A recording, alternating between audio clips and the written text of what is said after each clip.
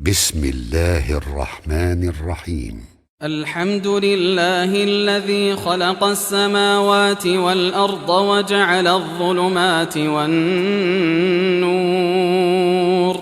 ثم الذين كفروا بربهم يعدلون. هو الذي خلقكم من طين ثم قضى أجلا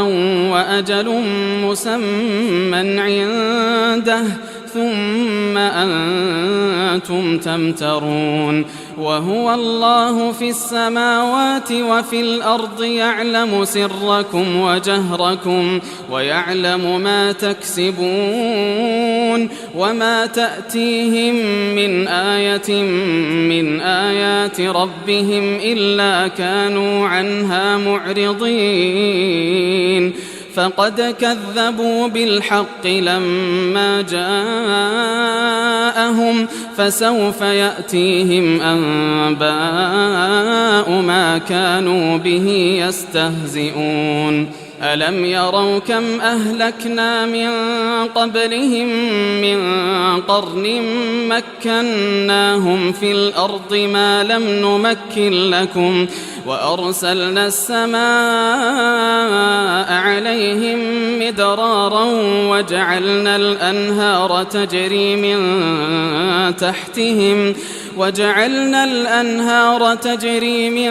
تحتهم فأهلكناهم بذنوبهم وأنشأنا من بعدهم قرنا آخرين. ولو نزلنا عليك كتابا في قرطاس فلمسوه بأيديهم لقال الذين كفروا إن هذا إلا سحر مبين. وقالوا لولا أنزل عليه ملك ولو أنزلنا ملكا لقضي الأمر ثم لا ينظرون. ولو جعلناه ملكا لجعلناه رجلا وللبسنا عليهم ما يلبسون. ولقد استهزئ برسل من قبلك فحاق بالذين سخروا منهم ما كانوا به يستهزئون. قل سيروا في الأرض ثم انظروا كيف كان عاقبة المكذبين. قل لمن ما في السماوات والأرض قل لله.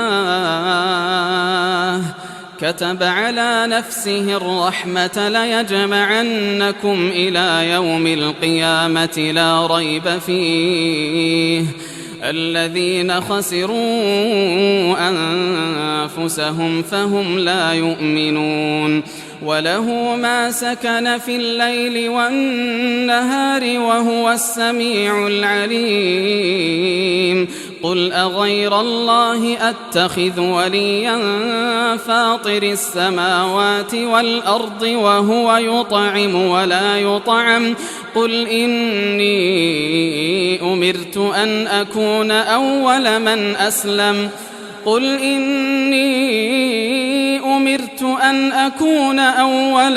أسلم ولا تكونن من المشركين. قل إني أخاف إن عصيت ربي عذاب يوم عظيم. من يصرف عنه يومئذ فقد رحمه وذلك الفوز المبين. وإن يمسسك الله بضر فلا كاشف له إلا هو وإن يمسسك بخير فهو على كل شيء قدير. وهو القاهر فوق عباده وهو الحكيم الخبير. قل أي شيء أكبر شهادة قل الله شهيد بيني وبينكم وأوحي إلي هذا القرآن لأنذركم به ومن بلغ أئنكم لتشهدون أن مع الله آلهة أخرى قل لا أشهد قل إنما هو إله واحد وإنني بريء مما تشركون الذين آتيناهم الكتاب يعرفونه كما يعرفون أبناءهم الذين خسروا أنفسهم فهم لا يؤمنون ومن أظلم ممن افترى على الله كذبا أو كذب بآياته إنه لا يفلح الظالمون ويوم نحشرهم جميعا ثم نقول للذين أشركوا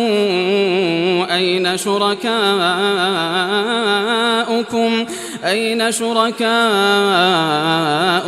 الذين كنتم تزعمون ثم لم تكن فتنتهم إلا أن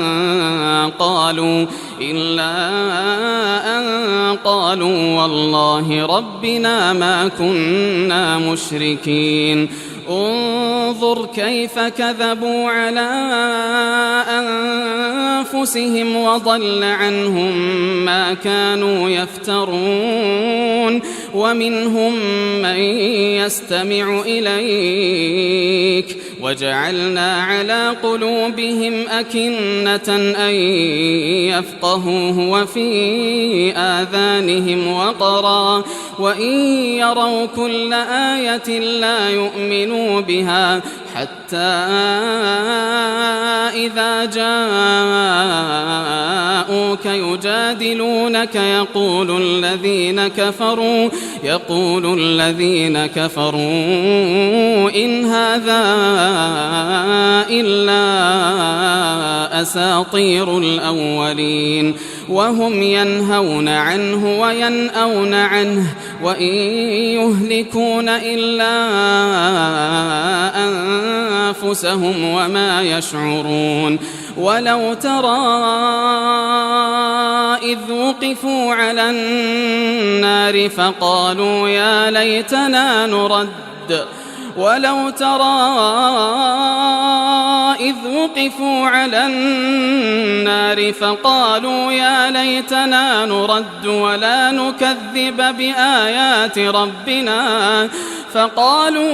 ليتنا نرد ولا نكذب بآيات ربنا ونكون من المؤمنين بل بدا لهم ما كانوا يخفون من قبل ولو ردوا لعادوا لما نهوا عنه وإنهم لكاذبون وقالوا إن هي إلا حياتنا الدنيا وما نحن بمبعوثين ولو ترى إذ وقفوا على ربهم قال أليس هذا بالحق قالوا بلى وربنا قال فذوقوا العذاب بما كنتم تكفرون قد خسر الذين كذبوا بلقاء الله حتى إذا جاءتهم الساعة بغتة قالوا يا حسرتنا على ما فرطنا فيها وهم يحملون أوزارهم على ظهورهم ألا ساء ما يزرون وما الحياة الدنيا إلا لعب وله وللدار الآخرة خير للذين يتقون أفلا تعقلون قد نعلم إنه ليحزنك الذي يقولون فإنهم لا يكذبونك ولكن الظالمين بآيات الله يجحدون ولقد كذبت رسل من قبلك فصبروا على ما كذبوا وأوذوا حتى أتاهم نصرنا ولا مبدل لكلمات الله ولقد جاءك من نبأ المرسلين وإن كان كبر عليك إعراضهم فإن استطعت أن تبتغي نفقا في الأرض أو سلما في السماء فتأتيهم بآية ولو شاء الله لجمعهم على الهدى فلا تكونن من الجاهلين إنما يستجيب الذين يسمعون والموتى يبعثهم الله ثم إليه يرجعون وقالوا لولا نزل عليه آية من ربه قل إن الله قادر على أن ينزل آية ولكن أكثرهم لا يعلمون وما من دابة في الأرض ولا طائر يطير بجناحيه إلا أمم أمثالكم ما فرطنا في الكتاب من شيء ثم إلى ربهم يحشرون والذين كذبوا بآياتنا صم وبكم في الظلمات من يشاء الله يضلله ومن يشاء يجعله على صراط مستقيم قل أرأيتكم إن أتاكم عذاب الله أو أتتكم الساعة أغير الله تدعون إن كنتم صادقين بل إياه تدعون فيكشف ما تدعون إليه إن شاء وتنسون ما تشركون ولقد أرسلنا إلى أمم من قبلك فأخذناهم بالبأساء والضراء لعلهم يتضرعون فلولا إذ جاءهم بأسنا تضرعوا ولكن قست قلوبهم وزين لهم الشيطان ما كانوا يعملون فلما نسوا ما ذكروا به فتحنا عليهم أبواب كل شيء حتى إذا فرحوا بما أوتوا أخذناهم بغتة فإذا هم مبلسون فقطع دابر القوم الذين ظلموا والحمد لله رب العالمين قل أرأيتم إن أخذ الله سمعكم وأبصاركم وختم على قلوبكم من إله غير الله يأتيكم به انظر كيف نصرف الآيات ثم هم يصدفون قل أرأيتكم إن أتاكم عذاب الله بغتة أو جهرة هل يهلك إلا القوم الظالمون وما نرسل المرسلين إلا مبشرين ومنذرين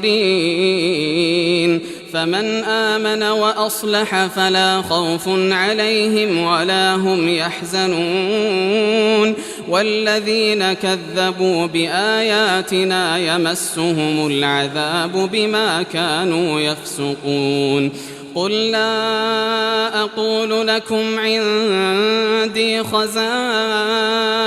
الله ولا أعلم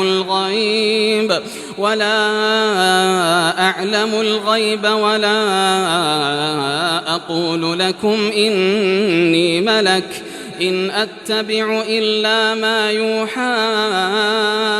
إلي قل هل يستوي الأعمى والبصير أفلا تتفكرون وأنذر به الذين يخافون أن يحشروا إلى ربهم ليس لهم من دونه ولي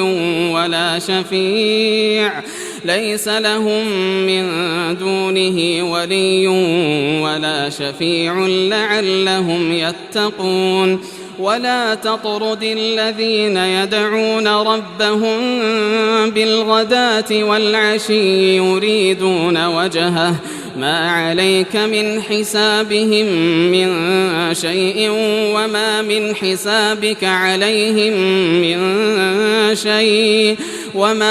حسابك عليهم من شيء فتطردهم فتكون من الظالمين وكذلك فتنا بعضهم ببعض ليقولوا أهؤلاء من الله عليهم من بيننا أليس الله بأعلم بالشاكرين وإذا جاءك الذين يؤمنون بآياتنا فقل سلام عليكم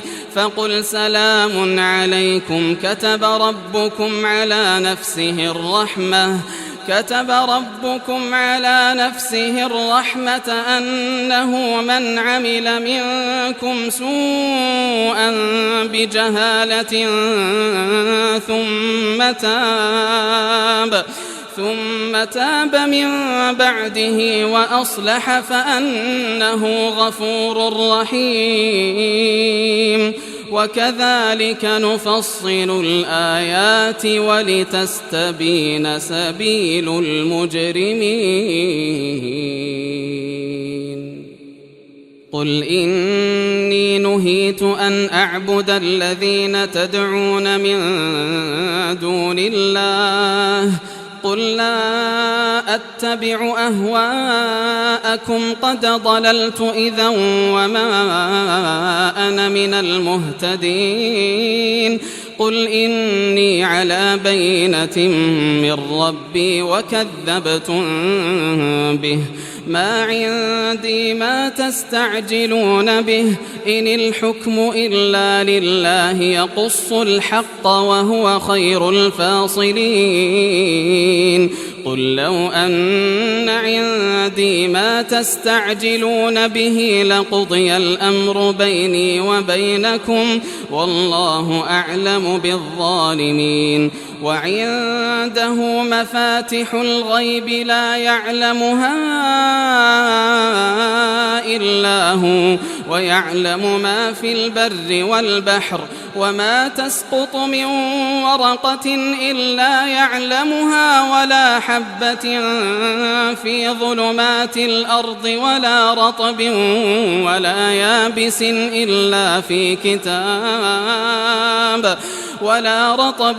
ولا يابس إلا في كتاب مبين وهو الذي يتوفاكم بالليل ويعلم ما جرحتم بالنهار ثم يبعثكم فيه ليقضى أجل مسمى ثم إليه مرجعكم ثم ينبئكم بما كنتم تعملون وهو القاهر فوق عباده ويرسل عليكم حفظه حتى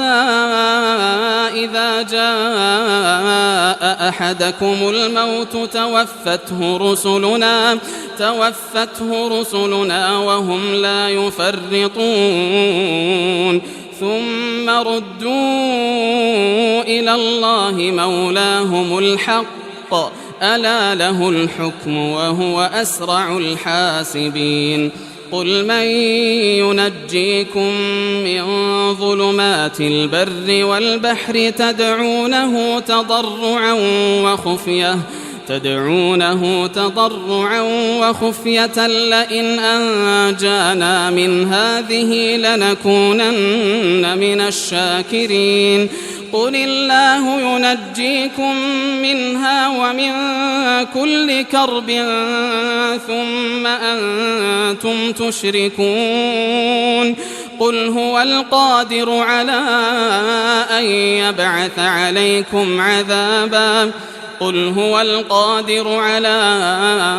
أن يبعث عليكم عذابا من فوقكم أو من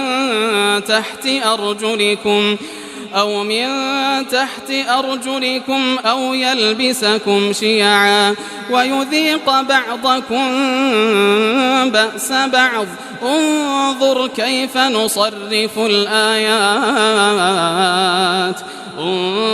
انظر كيف نصرف الآيات لعلهم يفقهون وكذب به قومك وهو الحق قل لست عليكم بوكيل لكل نبأ مستقر وسوف تعلمون وإذا رأيت الذين يخوضون في آياتنا فأعرض عنهم حتى يخوضوا في حديث غيره وإما ينسينك الشيطان فلا تقعد بعد الذكرى مع القوم الظالمين وما على الذين يتقون من حسابهم من شيء ولكن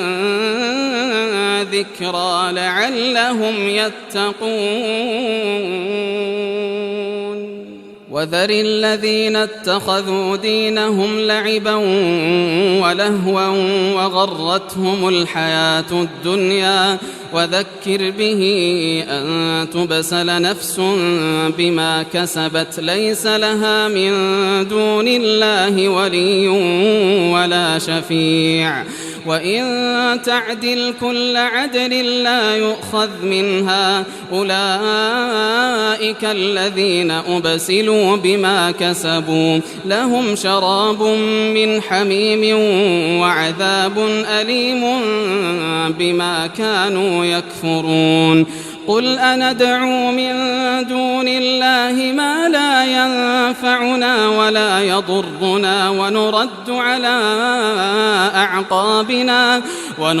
على أعقابنا بعد إذ هدانا الله كالذي استهوته الشياطين في الأرض حيران له أصحاب يدعونه إلى الهدى ائتنا قل إن هدى الله هو الهدى وأمرنا لنسلم لرب العالمين وأن أقيموا الصلاة واتقوه وهو الذي إليه تحشرون وهو الذي خلق السماوات والأرض بالحق ويوم يقول كن فيكون قوله الحق وله الملك يوم ينفخ في الصور عالم الغيب والشهادة وهو الحكيم الخبير وإذ قال إبراهيم لأبيه آزر أتتخذ أصناما آلهة إني أراك وقومك في ضلال مبين وكذلك نري إبراهيم ملكوت السماوات والأرض وليكون من الموقنين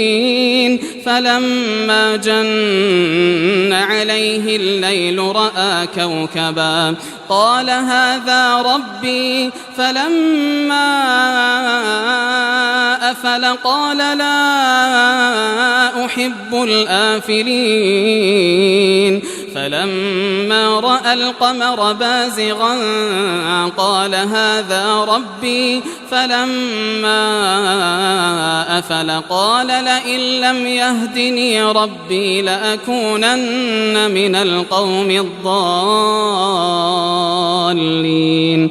فلما رأى الشمس بازغة قال هذا ربي هذا أكبر فلما أفلت قال يا قوم إني بريء مما تشركون إني وجهت وجهي للذي فطر السماوات والأرض حنيفا وما أنا من المشركين وحاجه قومه قال أتحاجوني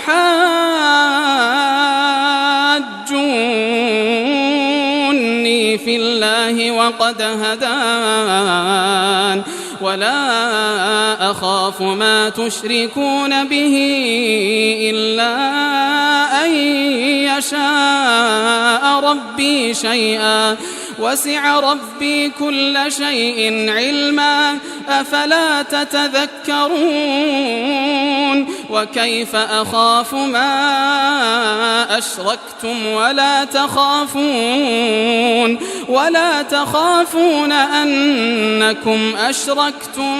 بالله ما لم ينزل به عليكم سلطانا فأي الفريقين أحق بالأمن إن كنتم تعلمون الذين آمنوا ولم يلبسوا إيمانهم بظلم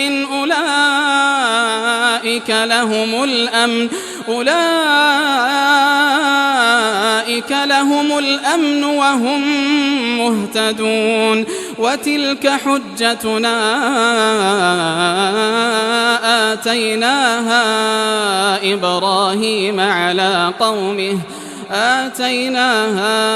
إبراهيم على قومه نرفع درجات من نشاء إن ربك حكيم عليم ووهبنا له إسحاق ويعقوب كلا هدينا ونوحا هدينا من قبل ومن ذريته داود وسليمان وأيوب ويوسف وموسى وهارون وكذلك نجزي المحسنين وزكريا ويحيى وعيسى وإلياس كل من الصالحين وإسماعيل واليسع ويونس ولوطا وكلا فضلنا على العالمين ومن آبائهم وذرياتهم وإخوانهم وجتبيناهم وهديناهم إلى صراط مستقيم ذلك هدى الله يهدي به من يشاء من عباده ولو أشركوا لحبط عنهم ما كانوا يعملون أولئك الذين آتيناهم الكتاب والحكم والنبوة فإن يكفر بها هؤلاء فقد وكلنا بها قوما ليسوا بها بكافرين أولئك الذين هدى الله فبهداه مقتده قل لا أسألكم عليه أجرا إن هو إلا ذكرى للعالمين وما قدروا الله حق قدره إذ قالوا ما أنزل الله على بشر من شيء قل من أنزل الكتاب الذي جاء به موسى نورا وهدى للناس تجعلونه قراطيس تبدونها وتخفون كثيرا وعلمتم ما لم تعلموا أنتم ولا آباؤكم قل الله ثم ذرهم في خوضهم يلعبون وهذا كتاب أنزلناه مبارك مصدق الذي بين يديه ولتنذر أم القرى ومن حولها والذين يؤمنون بالآخرة يؤمنون به وهم على صلاتهم يحافظون ومن أظلم ممن افترى على الله كذبا أو قال أوحي إلي ولم يوح إليه شيء ومن قال سأنزل مثل ما أنزل الله ولو ترى إذ الظالمون في غمرات الموت والملائكة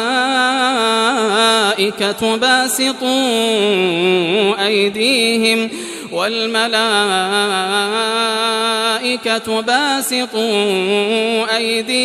أخرجوا أنفسكم اليوم تجزون عذاب الهون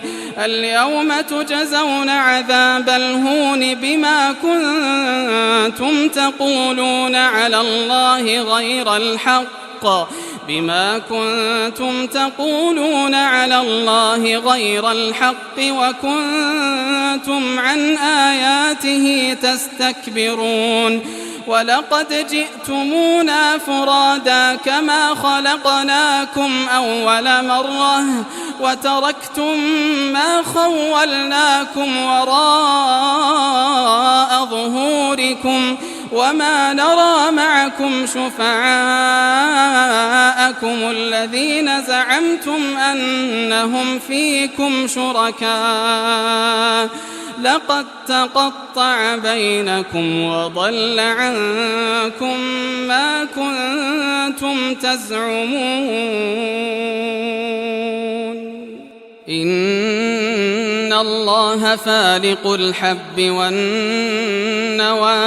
يخرج الحي من الميت ومخرج الميت من الحي ذلكم الله فأنى تؤفكون فالق الإصباح وجعل الليل سكنا والشمس والقمر حسبانا ذلك تقدير العزيز العليم وهو الذي جعل لكم النجوم لتهتدوا بها في ظلمات البر والبحر قد فصلنا الآيات لقوم يعلمون وهو الذي أنشأكم من نفس واحدة فمستقر ومستودع قد فصلنا الآيات لقوم يفقهون وهو الذي أنزل من السماء ماء فأخرجنا به نبات كل شيء فأخرجنا منه خضرا نخرج منه حبا متراكبا ومن النخل من طلعها قنوان دانية وجنات من أعناب والزيتون والرمان مشتبها وغير متشابه انظروا إلى ثمره إذا أثمر وينعه إن في ذلكم لآيات لقوم يؤمنون وجعلوا لله شركاء الجن وخرقوا له بنين وبنات بغير علم سبحانه وتعالى عما يصفون بديع السماوات والأرض أنى يكون له ولد ولم تكن له صاحبة وخلق كل شيء وهو بكل شيء عليم ذلكم الله ربكم لا إله إلا هو خالق كل شيء فاعبدوه وهو على كل شيء وكيل لا تدركه الأبصار وهو يدرك الأبصار وهو اللطيف الخبير قد جاءكم بصائر من ربكم فمن أبصر فلنفسه ومن عمي فعليها وما أنا عليكم بحفيظ وكذلك نصرف الآيات وليقولوا درست ولنبينه لقوم يعلمون اتبع ما أوحي إليك من ربك لا إله إلا هو وأعرض عن المشركين ولو شاء الله ما أشركوا وما جعلناك عليهم حفيظا وما أنت عليهم بوكيل ولا تسبوا الذين يدعون من دون الله فيسبوا الله عدوا بغير علم كذلك زينا لكل أمة عملهم ثم إلى ربهم مرجعهم فينبئهم بما كانوا يعملون وأقسموا بالله جهد أيمانهم لئن جاءتهم آية ليؤمنن بها قل إنما الآيات عند الله وما يشعركم أنها إذا جاءت لا يؤمنون ونقلب أفئدتهم وأبصارهم كما لم يؤمنوا به أول مرة ونذرهم في طغيانهم يعمهون ولو أننا نزلنا إليهم الملائكة وكلمهم الموتى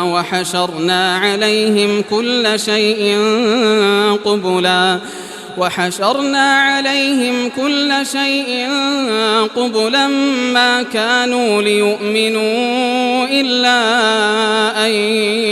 يشاء الله ولكن أكثرهم يجهلون وكذلك جعلنا لكل نبي عدوا شياطين الإنس والجن يوحي بعضهم إلى بعض زخرف القول غرورا ولو شاء ربك ما فعلوه فذرهم وما يفترون ولتصغى إليه أفئدة الذين لا يؤمنون بالآخرة وليرضوه وليقترفوا ما هم مقترفون أفغير الله أبتغي حكما وهو الذي أنزل إليكم الكتاب مفصلا والذين آتيناهم الكتاب يعلمون أنه منزل من ربك بالحق فلا تكونن من الممترين وتمت كلمة ربك صدقا وعدلا لا مبدل لكلماته وهو السميع العليم وإن تطع أكثر من في الأرض يضلوك عن سبيل الله إن يتبعون إلا الظن وإن هم إلا يخرصون إن ربك هو أعلم من يضل عن سبيله وهو أعلم بالمهتدين فكلوا مما ذكر اسم الله عليه إن كنتم بآياته مؤمنين وما لكم ألا تأكلوا مما ذكر اسم الله عليه وقد فصل لكم ما حرم عليكم إلا ما اضطررتم إليه وإن كثيرا ليضلون بأهوائهم بغير علم إن ربك هو أعلم بالمعتدين وذروا ظاهر الإثم وباطنه إن الذين يكسبون الإثم سيجزون بما كانوا يقترفون ولا تأكلوا مما لم يذكر اسم الله عليه وإنه لفسق وإن الشياطين ليوحون إلى أوليائهم ليجادلوكم وإن أطعتموهم إنكم لمشركون أومن كان ميتا فأحييناه وجعلنا له نورا يمشي به في الناس كمن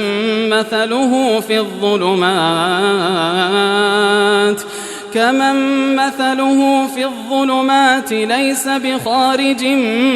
منها كذلك زين للكافرين ما كانوا يعملون وكذلك جعلنا في كل قرية أكابر مجرميها ليمكروا فيها وما يمكرون إلا بأنفسهم وما يشعرون وإذا جاءتهم آية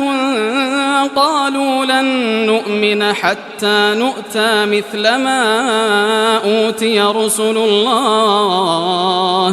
الله أعلم حيث يجعل رسالته سيصيب الذين أجرموا صغار عند الله وعذاب شديد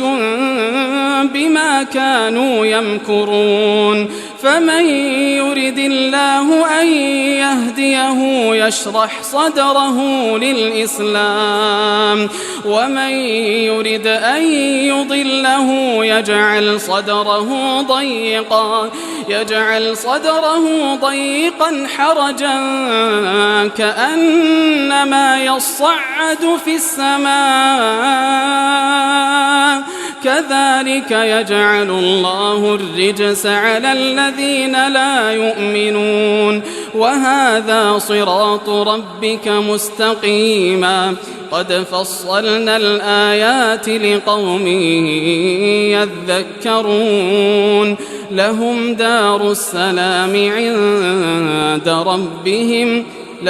دار السلام عند ربهم وهو وليهم بما كانوا يعملون ويوم يحشرهم جميعا يا معشر الجن قد استكثرتم من الإنس وقال أولياؤهم من الإنس ربنا استمتع بعضنا ببعض وبلغنا أجلنا الذي أجلت لنا قال النار مثواكم خالدين فيها إلا ما شاء الله إن ربك حكيم عليم وكذلك نولي بعض الظالمين بعضا بما كانوا يكسبون يا معشر الجن والإنس ألم يأتكم رسل منكم يقصون عليكم آياتي وينذرونكم لقاء يومكم هذا قالوا شهدنا على أنفسنا وغرتهم الحياة الدنيا وشهدوا على أنفسهم أنهم كانوا كافرين ذلك أن لم يكن ربك مهلك القرى بظلم وأهلها غافلون ولكل درجات مما عملوا وما ربك بغافل عما يعملون وربك الغني ذو الرحمة إن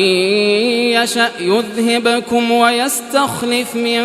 بعدكم ما يشاء كما أنشأكم من ذرية قوم آخرين إنما توعدون لآت وما أنتم بمعجزين قل يا قوم اعملوا على مكانتكم إني عامل فسوف تعلمون من تكون له عاقبة الدار إنه لا يفلح الظالمون وجعلوا لله مما ذرأ من الحرث والأنعام نصيبا فقالوا هذا لله بزعمهم وهذا لشركائنا فما كان لشركائهم فلا يصل إلى الله وما كان لله فهو يصل إلى شركائهم ساء ما يحكمون وكذلك زين لكثير من المشركين قتل أولادهم شركاؤهم ليردوهم وليلبسوا عليهم دينهم ولو شاء الله ما فعلوه فذرهم وما يفترون وقالوا هذه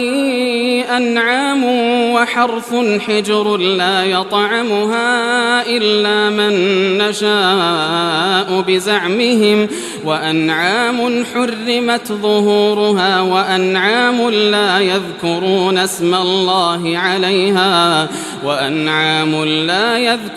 اسم الله عليها افتراء عليه سيجزيهم بما كانوا يفترون. وقالوا ما في بطون هذه الأنعام خالصة لذكورنا ومحرم على أزواجنا وإن يكن ميتة فهم فيه شركاء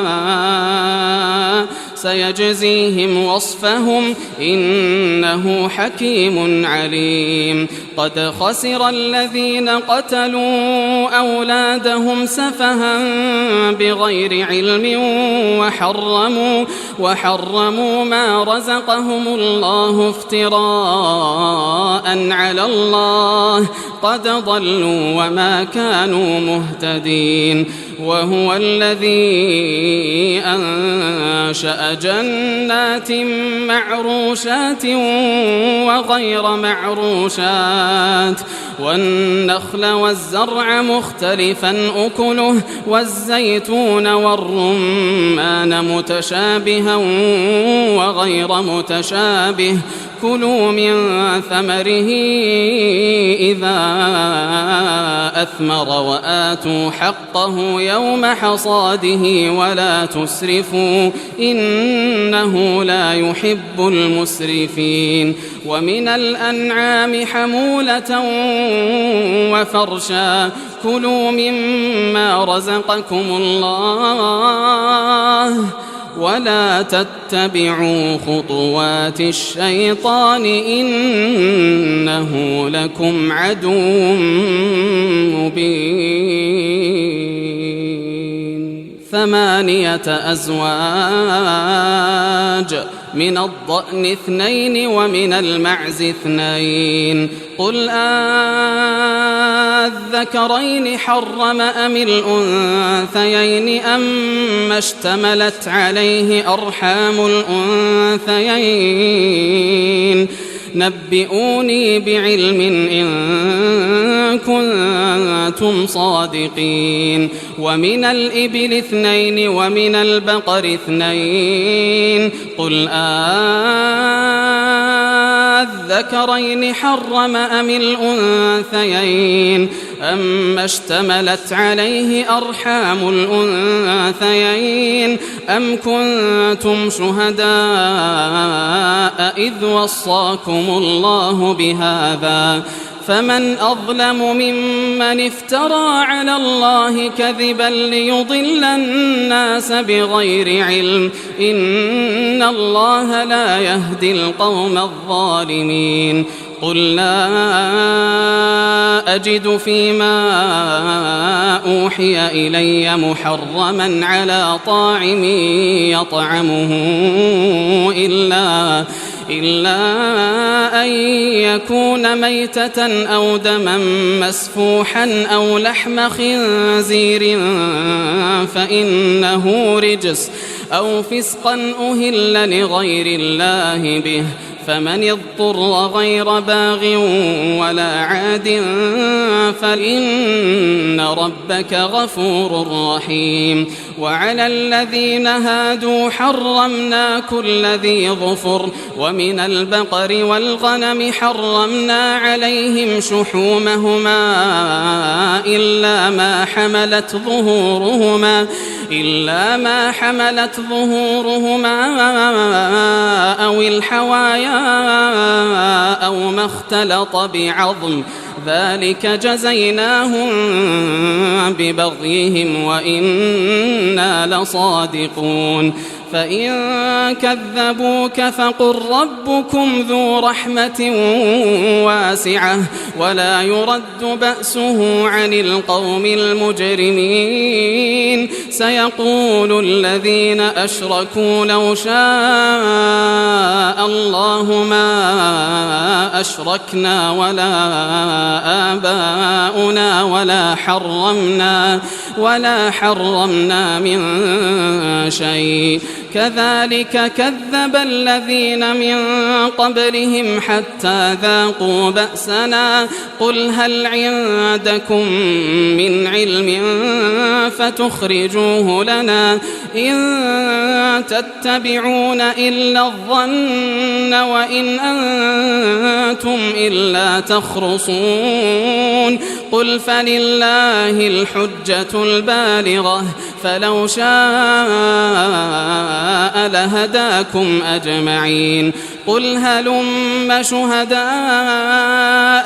الذين يشهدون أن الله حرم هذا فإن شهدوا فلا تشهد معهم ولا تتبع أهواء الذين كذبوا بآياتنا والذين لا يؤمنون بالآخرة وهم بربهم يعدلون قل تعالوا أتل ما حرم ربكم عليكم ألا تشركوا به شيئا وبالوالدين إحسانا ولا تقتلوا أولادكم من إملاق نحن نرزقكم وإياهم ولا تقربوا الفواحش ما ظهر منها وما بطن ولا تقتلوا النفس التي حرم الله إلا بالحق ذلكم وصاكم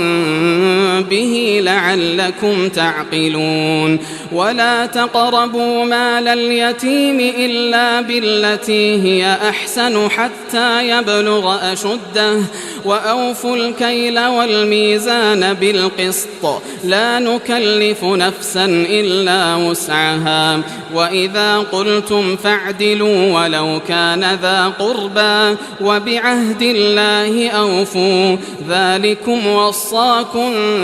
به لعلكم تذكرون وأن هذا صراطي مستقيما فاتبعوه ولا تتبعوا السبل فتفرق بكم عن سبيله ذلكم وصاكم به لعلكم تتقون ثم آتينا موسى الكتاب تماما على الذي أحسن وتفصيلا لكل شيء وهدى ورحمة لعلهم بلقاء ربهم يؤمنون وهذا كتاب أنزلناه مبارك فاتبعوه واتقوا لعلكم ترحمون أن تقولوا إنما أنزل الكتاب على طائفتين من قبلنا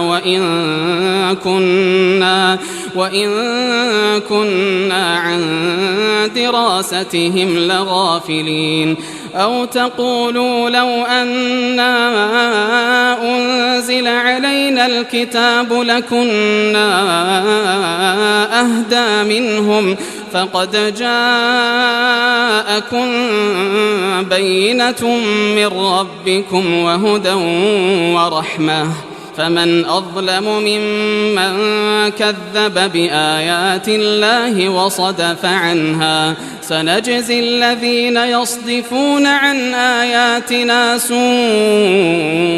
العذاب بما كانوا يصدفون هل ينظرون إلا أن تأتيهم الملائكة أو يأتي ربك أو يأتي بعض آيات ربك يوم يأتي بعض آيات ربك لا ينفع نفسا إيمانها لم تكن آمنت من قبل أو كسبت في إيمانها خيرا قل انتظروا إنا منتظرون إن الذين فرقوا دينهم وكانوا شيعا لست منهم في شيء إنما أمرهم إلى الله ثم ينبئهم بما كانوا يفعلون من جاء بالحسنة فله 10 أمثالها ومن جاء بالسيئة فلا يجزى إلا مثلها وهم لا يظلمون قل إنني هداني ربي إلى صراط مستقيم دينا قيما ملة إبراهيم حنيفا وما كان من المشركين قل إن صلاتي ونسكي ومحياي ومماتي لله رب العالمين لا شريك له وبذلك أمرت وأنا أول المسلمين قل أغير الله أبغي ربا وهو رب كل شيء ولا تكسب كل نفس إلا عليها ولا تزر وازرة وزر أخرى ثم إلى ربكم مرجعكم فينبئكم بما كنتم فيه تختلفون وهو الذي جعلكم خلائف الأرض ورفع بعضكم